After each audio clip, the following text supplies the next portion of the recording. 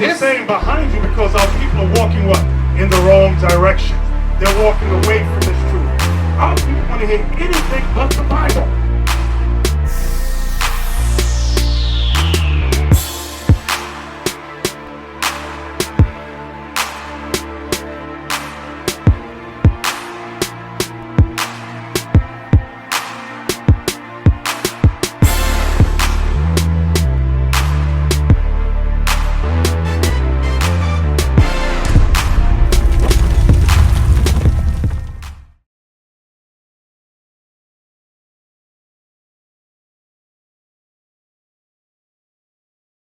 Shalom, shalom. Most High in Christ bless. Let's go ahead and introduce yourself. My name is Keililah Rafaela.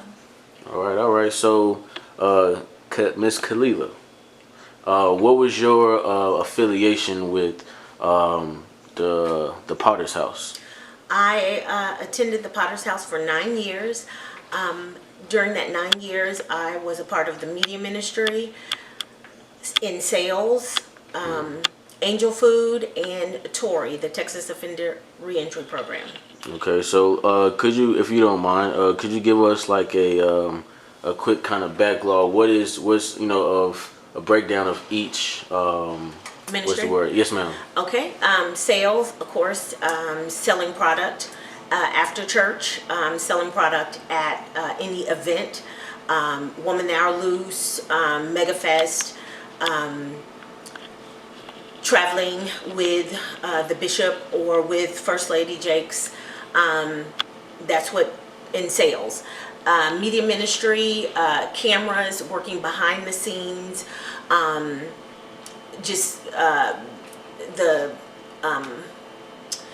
the church is live on Sunday mornings and live on Wednesday Bible study. So you're just doing a lot of production. It's really production, preparing just to go live, making sure everything is in place, Bibles, striking mics, the control room upstairs, whatever they need, whatever the pastor's needs are, preparing guests to go out front to sing or perform or whatever.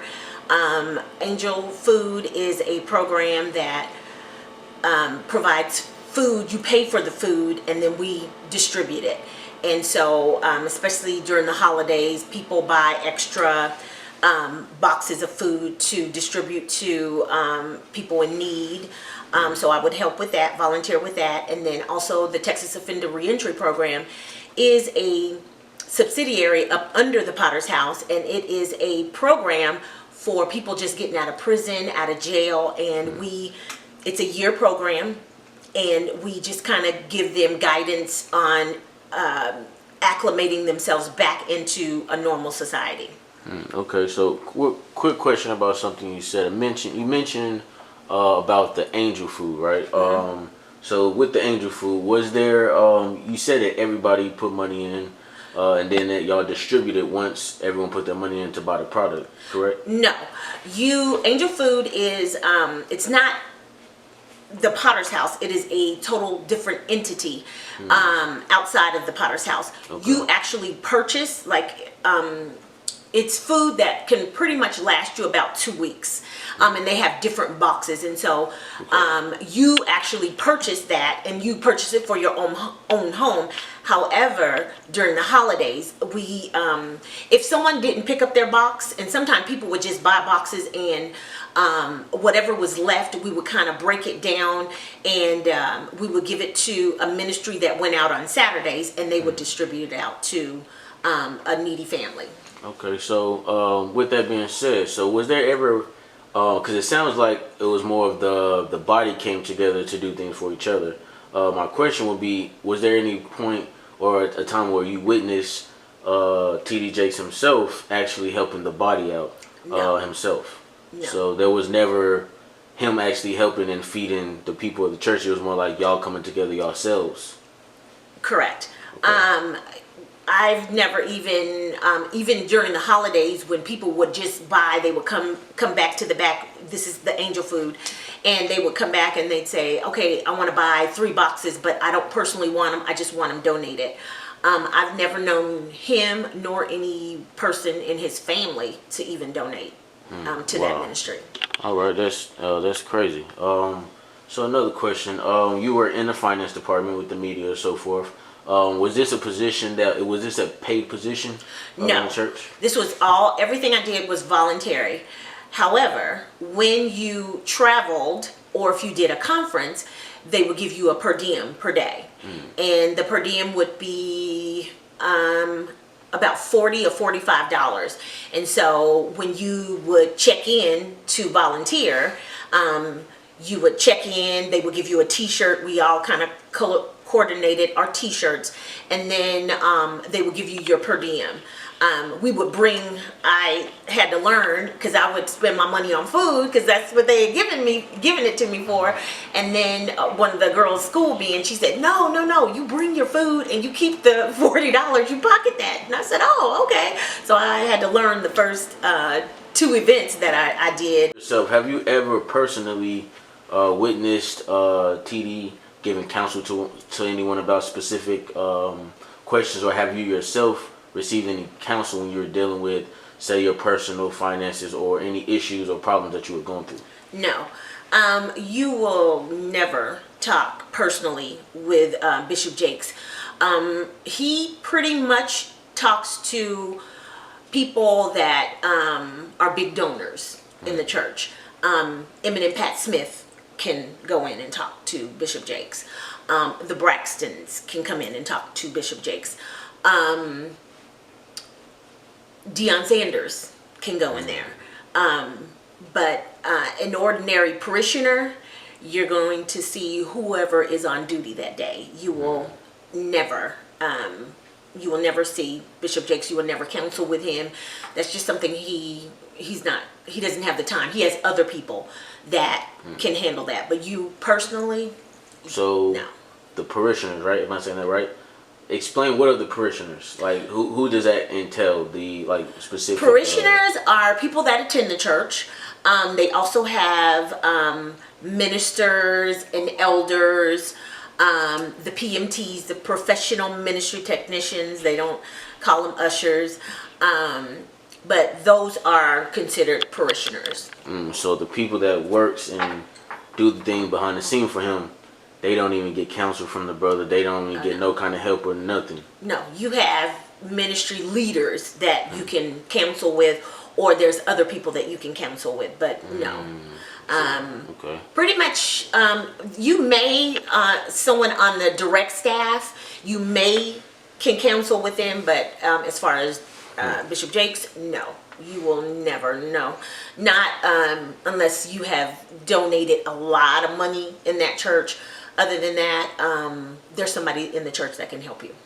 So it's safe to say he's bringing more in than he can feed. Exactly. Okay, interesting. All right. So let's move on to the next question. Have you ever heard anything of someone having to pay to have him maybe appear in their church or shake hands or just to speak with him, having to actually pay or get red carpeted for that? Oh yeah. He's not going anywhere for free. His fee, I don't know personally. I've heard it to be about $100,000. They said he wants half prior to him going, and when he arrives, he wants the remaining. Is that true? I have no idea. That's just what I've heard. But I can tell you, when he travels on his personal jet. So he has a jet. Yes. Wow. Oh, okay. Yeah. He had a plane. So, and he's had a what's the car that he has? Maserati. The Bentley. Oh, yeah, the Bentley. He's had a Bentley for years. He was also blessed or given a Bentley, a brand new Bentley, several years ago, a couple of years ago. Pastor Paula White and another pastor from Africa blessed him with a brand new Bentley. So basically, he had other so-called spiritual leaders amongst, the nation or whatever, come and give him this car, and had it come out as if the Lord was blessing him. Basically, what it. Well, yeah, Paula White came to speak, and before she actually brought her one or two scriptures, she said, she had something for a gift for Bishop Jakes, that he has been a spiritual father to her, and she wanted to bless him, and she blessed him with a Bentley, a brand new Bentley. Okay. Wow. Interesting. Okay. We got a couple more questions. So, have you ever heard of a minimum of tithing while you attended the church? Was there minimum tithing, or have you ever witnessed anyone get in trouble, kicked out, or stood up for not tithing a specific amount that was set out for everyone?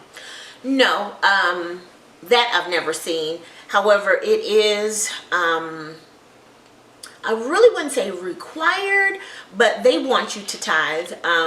They're going to give you a tithing scripture every Sunday. They do ask for extra offerings. And so now that I'm in the truth and looking back at my old tax records, I gave a lot to that church. I would give them my last, and just, the rest of the week I was, riding on a wing and a prayer. But I remember one year my tax records from the church, just from the Potter's House alone, was probably almost $10,000. And have you ever, while in the church, have you ever fell on hard times yourself? I did. Have you ever reached for help to the church? No. Never reached out. Why not? If you don't mind me asking. Was it more for me? I was more embarrassed. Okay. It was just a personal thing. I would never ask anybody for help. Okay.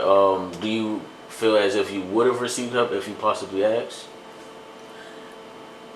Maybe a little. Maybe. It may have paid maybe a light bill or something if I needed it. Okay. That's a good one right there.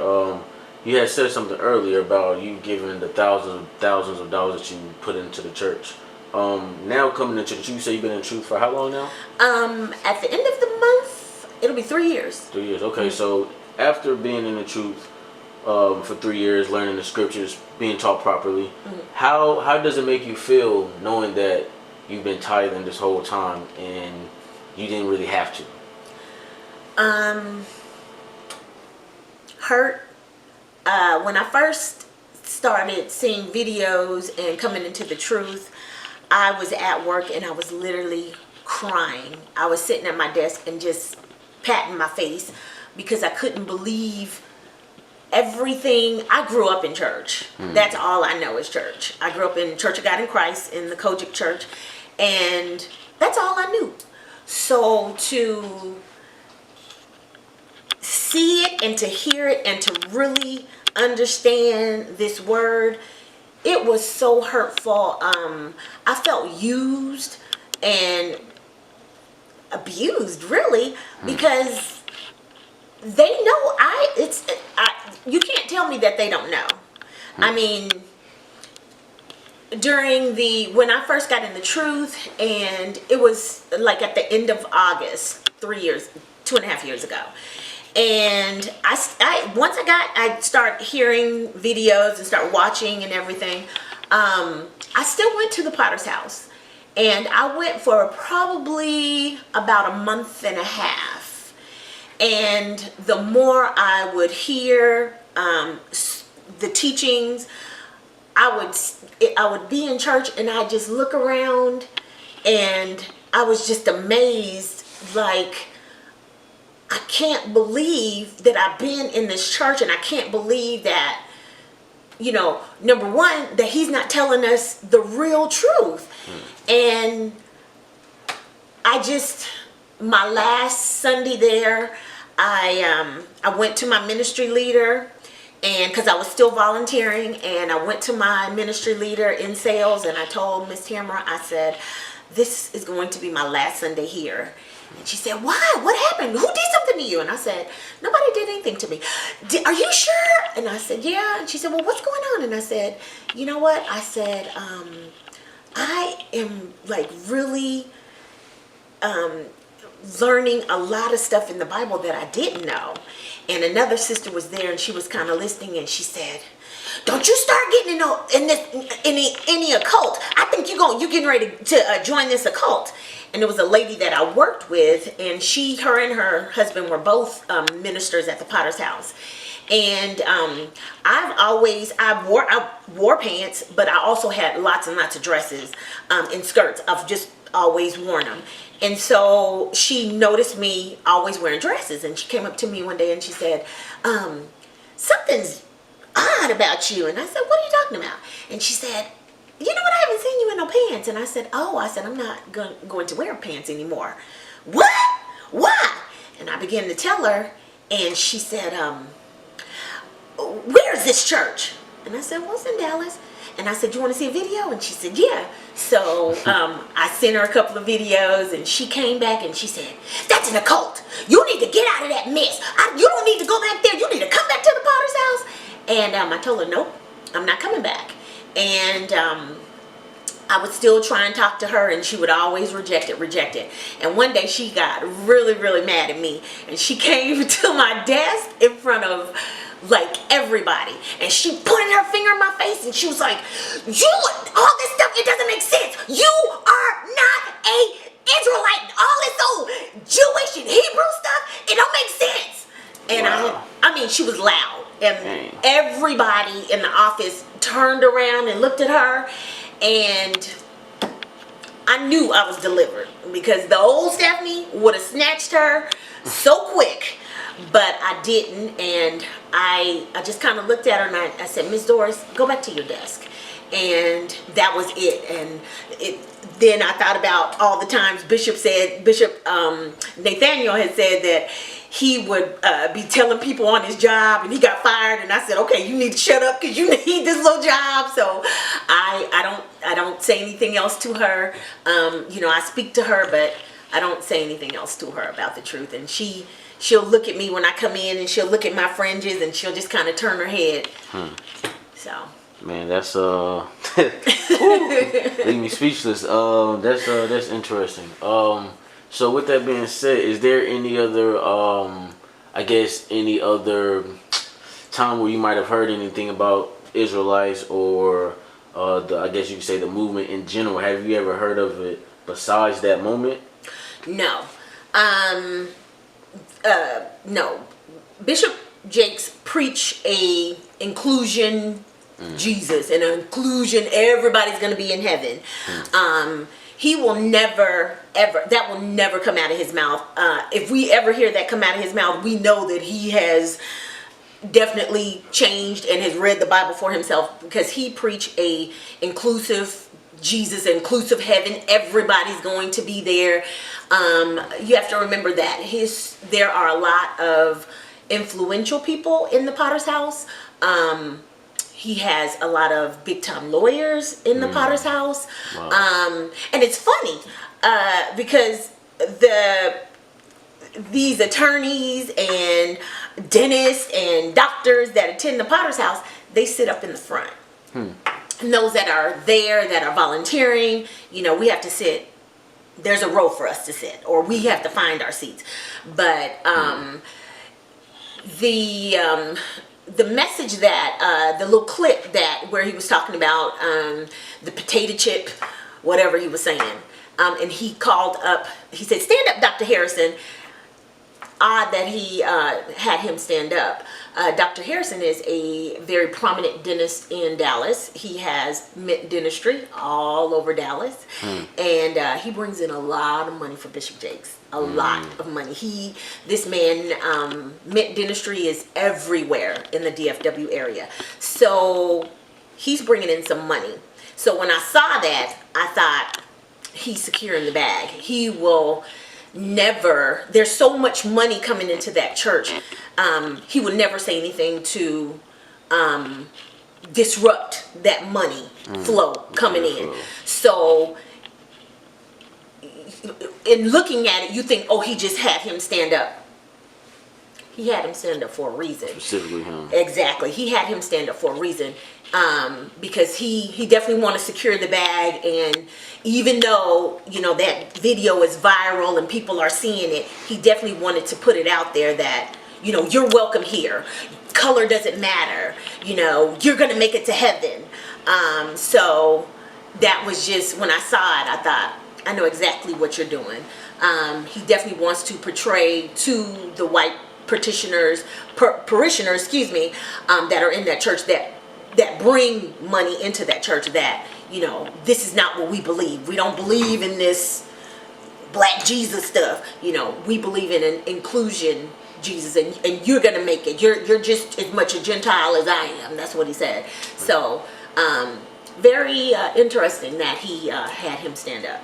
So it's funny you brought that out, because it brought me actually to my next question. I was going to ask you, do you know how much it would cost in order to sit on the front row? No, but if you bring enough money in there, they're gonna know who you are. There's so much money in the Potter's house on Sundays and Wednesdays that there are cops, real policemen, that walk with the deacons to take the money to the back. There's a cop in front, a cop in back. There are cops on the sides. That money is secure. If you even look like you're going to that bag or going, trying to, you would get shot in that church. Wow. You're not getting anywhere close, anywhere near. They will manhandle you if you even try and get close to that money. So there's a lot of money going in there. So it seems like you got some pretty tight security from what we heard today. You got really tight security. Oh yeah. Okay, and I'm not sure if I asked you, how did you hear about the truth? I heard about the truth. I was actually doing a Bible study with this same sister that was pointing in my face and telling me I'm in a cult. And it was on Revelations, and it's called International Bible Fellowship. Well, I'm a researcher, and so before this class started, I started doing some research, and I came across a video, and I was like, what? I couldn't believe it. And it's so funny because about 2 years prior, I actually have a degree in biblical studies. And that's why I was so excited when she had told me about this class in Revelations, because I love end time prophecy. And I came across this video and I was like, what in the world? Well, about 2 years prior, I would tell my mom, I said, Mom, I said, it's something in the Bible that I'm not connecting. And she would say, I don't know what you're talking about. I said, it's something, when I read the Bible, I'm just something, I'm missing something. And my mom would say, I don't know what you're talking about. And I said, I can't explain it. And she was like, well, I don't know what you're talking about. So when I heard the truth the very first time, I knew it was the truth. I knew it. It was just something that clicked, and I thought, oh my God, this is it. This is it. And the more I read and the more I would watch the videos, I would literally go to work and I put my headphones on, and there would be times I would just sit there. I wouldn't even work. I would just sit there and watch and listen to the videos, and I'd have my Bible there, and I just couldn't believe it. And so I went ahead and I went into this class, and it's a whole year class, and of course it's Edomites. And we were started in Revelations, and by chapter 2, I thought, I gotta get out of here, because these people don't know. These people do not know. And I went ahead and I finished the course, but it was something how they try and break down the scriptures, and it was just an eye-opening experience for me, and that's how I got into the truth. Oh, praise to the Most High. Man, that was a very mouthful right there, man. Definitely a lot of information. Yeah. Well, I mean, we went through most of the questions we have. Is there anything, before we wrap up, anything that majorly stood out that you think people should know that might be watching that are still in that church? Yeah, if you're still in the Potter's house, you know right from wrong. And one thing that just would irritate me was it was so many homosexuals and lesbians in the church, and they're on staff, and they work in ministries, and there's women in the church that wear men's clothes, and that just always irritated me. And you know it's wrong. They will never ever say anything about it, and we all know why. But I know you see so much going on inside the church, and no church is perfect. Absolutely no church is perfect. But there are some things that if we read our Bible, we know right from wrong. We know when there's something crazy going on. And it took me about a month and a half to stop going there. I was still, kind of just shocked. Like, I've been in the church all this time and I had never heard the word and the Bible broken down like that. And I just, that you see so much stuff and you see right from wrong. And again, no church is perfect, but there are some things that are just blatant and in your face, and it's wrong. And I would just say, just leave. It took me a month and a half to really just to kind of get it out my system. But when I left, I got to the parking lot, I lifted my shoes up and I dusted the dust off my shoes. I got in my car and I never turned back. And I'm free.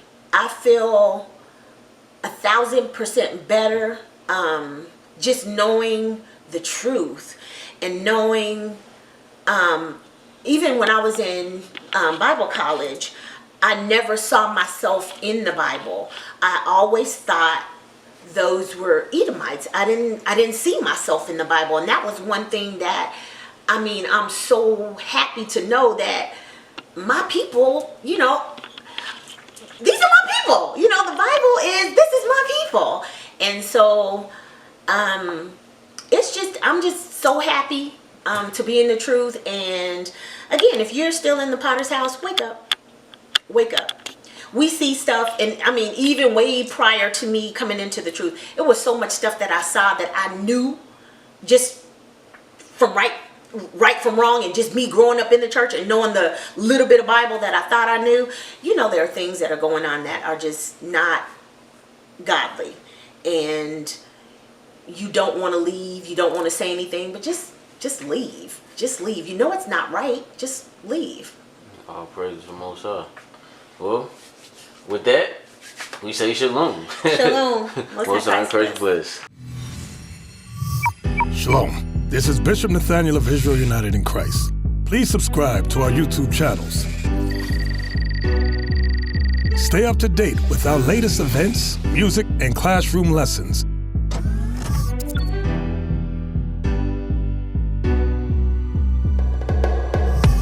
IUIC plans to continue visiting different countries where this gospel has not been preached before. IUIC needs your help in pushing this truth.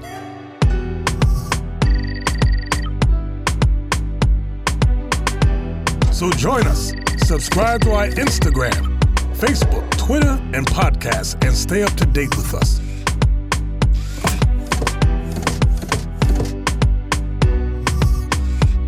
For more information, please visit www.israelunite.org.